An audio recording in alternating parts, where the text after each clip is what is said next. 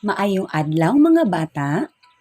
Aniyan usab si Teacher James Lee ug atong pagahisgutan karon ang ordinal nga numero o ordinal number. Ordinal number is a number that indicates the position or order of something in relation to other numbers. O ang pag-ila sa nahimutangan sa usa ka butang o panghitabo sa hanay gamit ang simbolo nga una, ikaduha, ikatulo, ikaupat, ikalima, ikaunom, ikapito, ikawalo, ikasiyam, ug ikanapulo. Unsa man ang imong gibuhat sa dili pa ka moadto sa eskwelahan. Adunay 5 ka mga hulagway. Batang nag-uniform ug andam na nga moadto sa eskwelahan. Batang nag-toothbrush, batang nagkaon, batang naligo, ug batang bag-ong nimata.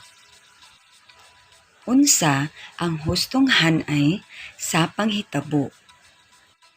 So karon, atong tan-awon kung husto ba ang inyong tubag. Una, batang nimata. Ikaduha, batang naligo. Ikatulo, batang nagkaon. Ikaupat, batang nag-toothbrush. Ug ang ikalima, batang nag-uniform ug andam na nga moadto sa eskwelahan. Husto ba ang inyong tubag? Very good! Aduna ako'y laing example. Usa ka buntag ni ana, adunay napulo ka batang babayi nga naglinya at tubangan sa flagpole. Si Mira, Ana, Tina, Sarah, Yana, Cara, Carla,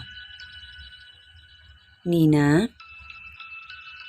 Ella, ug si Lara.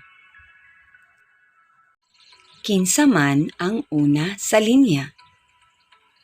Husto, si Mira. Kinsa man ang ikaupat sa linya?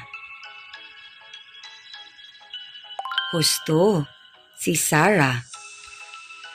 Kinsa man ang ikalima sa linya? Husto, si Yana.